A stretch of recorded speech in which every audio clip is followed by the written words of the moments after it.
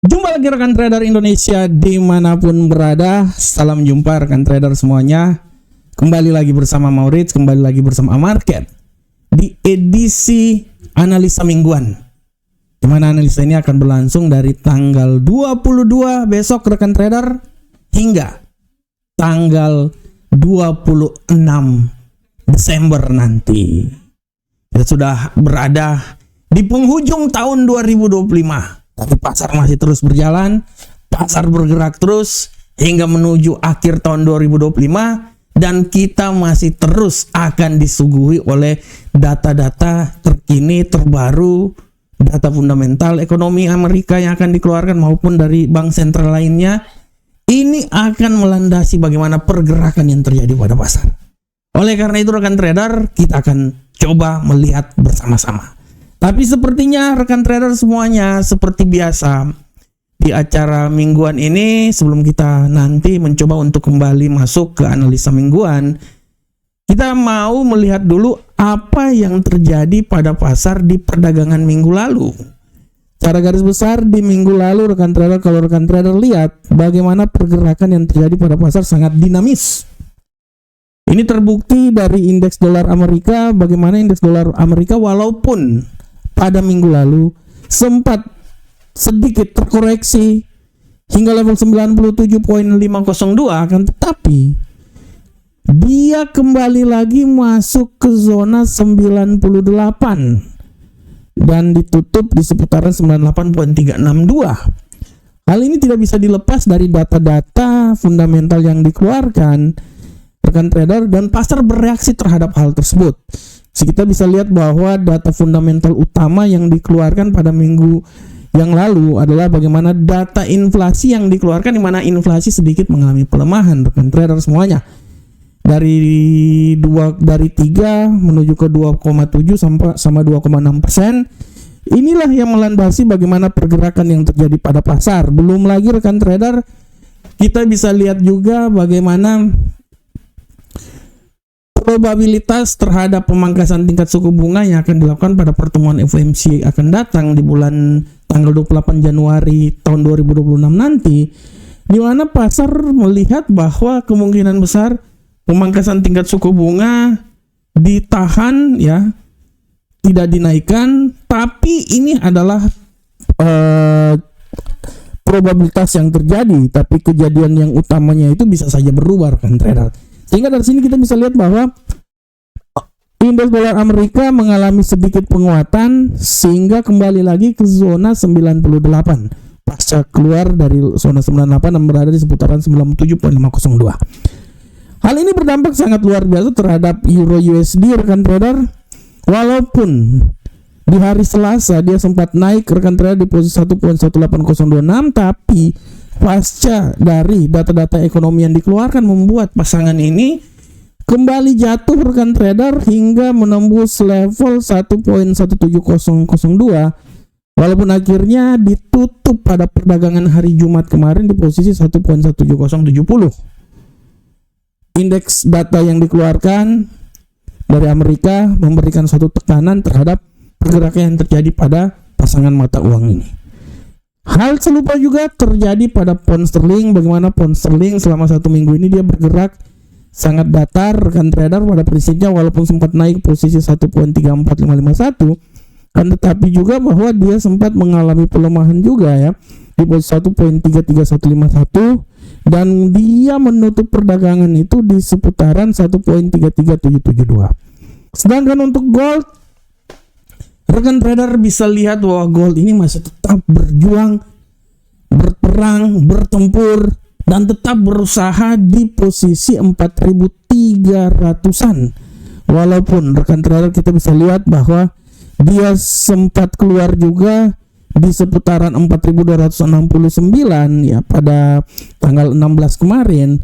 Akan tetapi tendensi untuk kembali menguat sangat tinggi.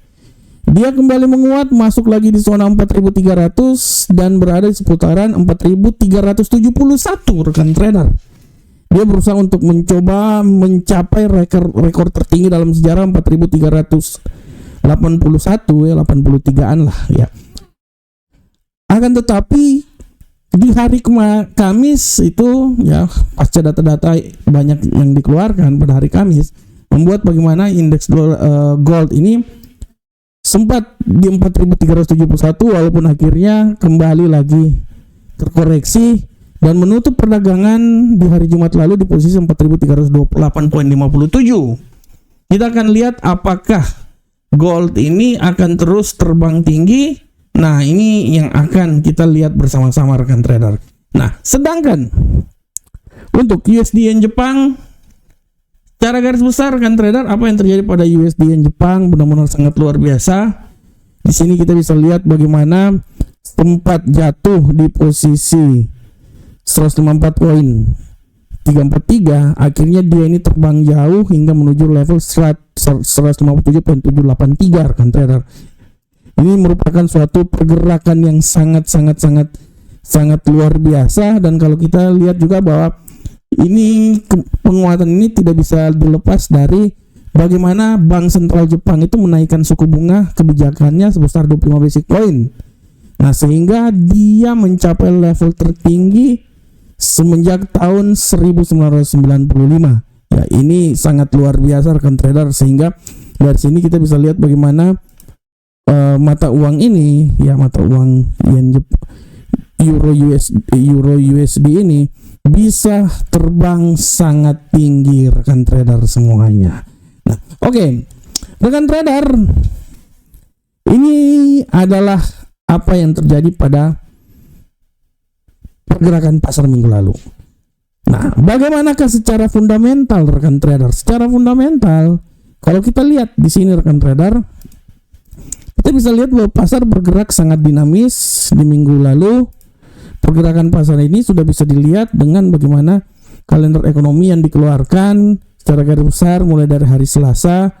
Ya, non-farm payroll dikeluarkan berada di aktualnya sebesar 105, ya dari sebelumnya 108 pada tanggal 16. Dilanjutkan juga dengan data-data lainnya, ya rekan trader, sangat luar biasa ya. Untuk bulan November, non-farm payroll-nya pada bulan November dia berada sekitaran 64.000 ya dari 105. Jadi kemarin memang ada data tunda yang dikeluarkan ya. Pengangguran awal juga kita bisa lihat berada seputaran 4,6%. Indeks manajer pembelian berada di seputaran 51,8. Ya. Selanjutnya kita bisa lihat bagaimana pidato yang dikeluarkan oleh Jerome Powell pada sama Donald Trump pada hari Kamis. Pada prinsipnya Donald Trump akan merekomendasikan seorang gubernur sentral bank yang lebih memiliki kecenderungan untuk memangkas tingkat suku bunga. Jadi nanti ada dua Kevin yang akan dipilih. Sorry rekan trader. Nah, dia ini yang akan mencoba melindungi kepentingan pemerintah Amerika di Central Bank, The Fed. Walaupun secara garis besar The Fed menurut orang bahwa harus independen, tapi dalam hal ini sepertinya sikap keindependenan The Fed sangat jauh dari kenyataan, karena independennya The Fed ini akan diuji dengan bagaimana lebih ketua The Fed ini lebih menyesuaikan pergerakan pasar berdasarkan selera yang ada di pemerintahan Amerika, ya selera Donald Trump intinya. Nah, sini kita bisa lihat juga untuk klaim pengangguran awal berada sekitaran 224, mengalami sedikit pelemahan, ya ini sangat luar biasa. Dan ini adalah data-data secara fundamental yang terjadi pada minggu lalu. Selanjutnya rekan trader, bagaimanakah untuk minggu depan? Nah, untuk minggu depan rekan trader, yang harus kita perhatikan pertama adalah bagaimana kita melihat kalender ekonomi, data fundamental yang akan terjadi. Karena minggu depan ini banyak libur ya rekan trader ya. Secara garis besar kalau kita lihat mulai dari hari Senin itu akan ada data dari Inggris, PDB Inggris ya, kemudian dilanjutkan pada pukul 22.00 PCI inti dan indeks manajer pembelian personal ya. Pada bulan Oktober dia berada dan akan dikeluarkan pada pukul 22.00 waktu Indonesia bagian Barat. Dilanjutkan hari Selasa dengan data PDB. Seberapa besarkah PDB ini akan dikeluarkan? Dari data sebelumnya 3,8, perkiraan 3,2%. Nah, seberapa besarkah ini akan dikeluarkan? Kita akan lihat bersama-sama. Disusul juga oleh data kepercayaan konsumen ya, CB bulan Desember. Nah, setelah itu rekan trader, prinsipnya data sudah tidak ada lagi karena setelah itu kita masuk di masa libur. Tanggal 24 Desember udah libur rekan trader ya. Walaupun ada data-data juga yang dikeluarkan ya, tapi ini harap diperhatikan oleh rekan trader semuanya. Ini hari Rabu ya, jadi Selasa dini hari udah dikeluarkan ya. Selain nanti itu penjualan rumah baru, dan hari Rabu tanggal 24 itu jam 20.30 ada klaim pengangguran awal akan dikeluarkan. Sedangkan hari Kamis pasar libur, hari Natal ya, hari Natal pasar libur, jadi ya pasar akan libur terus hingga nanti pada hari Jumat ya, libur panjang. Jadi pada prinsipnya sampai hari Kamis sudah pasar udah mulai slow down dan siap-siap mengalami libur yang sangat panjang. Oke rekan trader, selanjutnya bagaimanakah secara teknikal pergerakan pasar pada minggu depan? Nah, secara teknikal kita lihat dari tanggal 22 hingga tanggal 26 kita akan selalu mengikuti pergerakan yang terjadi pada indeks dolar Amerika dari awal. Untuk indeks dolar Amerika sampai tanggal 26 nanti ya, secara garis besar kalau kita lihat analisa saya, dia ini masih, menurut saya dia masih punya peluang yang sangat-sangat sedikit bisa agak mengalami penguatan lagi.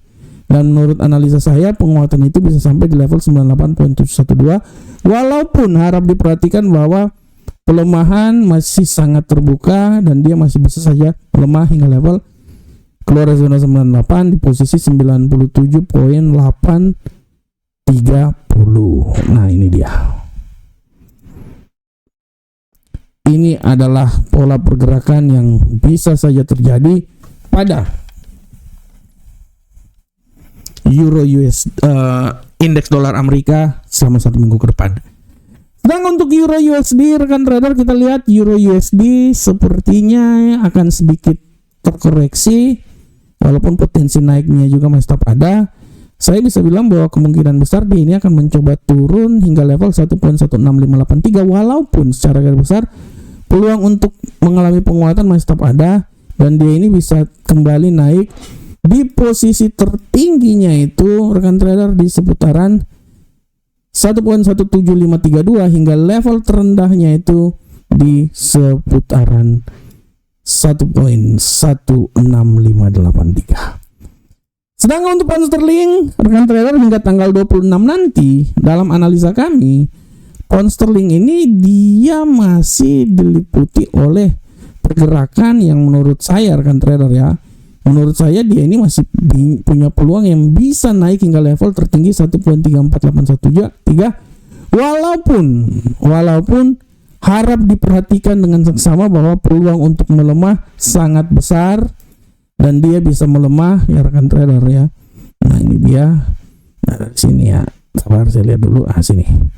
Dia bisa melemah hingga level terendah di posisi 1.33181. Bagaimanakah untuk gold rekan trader? Untuk gold, nah gold ini nih asik nih. Gold dalam wacana yang coba saya kembangkan buat rekan trader, gold ini masih punya peluang rekan trader naik. Walaupun peluang naik itu kita akan lihat apakah dia akan bisa sampai di level tertinggi maksimum di posisi 4.400. Nah, ini dia 4.439. Menurut saya ini harap dijadikan perhatian untuk rekan trader semuanya. Tapi hati-hati juga bahwa koreksi yang sangat luar biasa bisa membuat dia keluar dari zona 4.300 dan dia bisa kembali lagi ke level terendah di posisi 4.244. Pada prinsipnya kalau saya lihat ya, dia akan masih tetap mencoba untuk naik di 4.300-an, walaupun tendensi pelemahan keluar dari zona 4.300 juga besar, dan dia bisa kembali ke level terendah di posisi 4.244. Jadi pada prinsipnya kalau saya lihat sampai 2 minggu ke depan sepertinya 4.500 tidak akan menjadi suatu kenyataan. Paling tertinggi adalah 4.400 dan dia akan mencoba di 4.300 walaupun potensi untuk melemah di 4.200 masih tetap ada. Sehingga dari sini saya bisa menarik kesimpulan bahwa kita tutup emas ini di tahun 2025 berada di sekitar 4.300-an dan 4.400-an. Tapi 4.400 itu kita akan lihat ya. Penentuannya minggu ini, kalau seumpamanya dia tidak naik lagi ya udah selesai.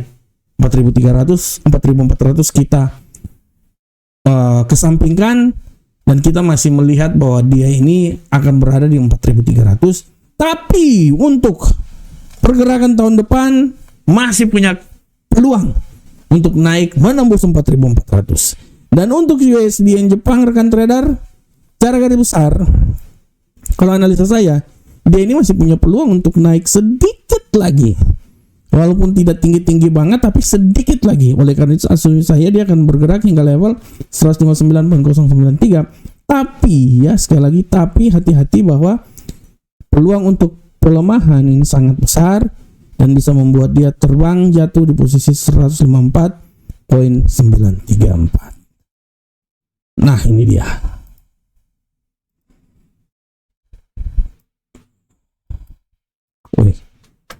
Sorry, tambahkan trader, saya gambar ulang sekali lagi.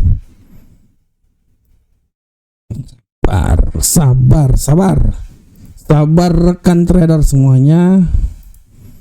Nah ini hingga oke, dari level 154.934 hingga 159.093. Oke rekan trader semuanya, rekan trader, pada prinsipnya ini adalah analisa mingguan kita ke depan. Selama 1 minggu ke depan, saya berharap semoga apa yang saya bawakan ini bermanfaat untuk rekan trader semuanya.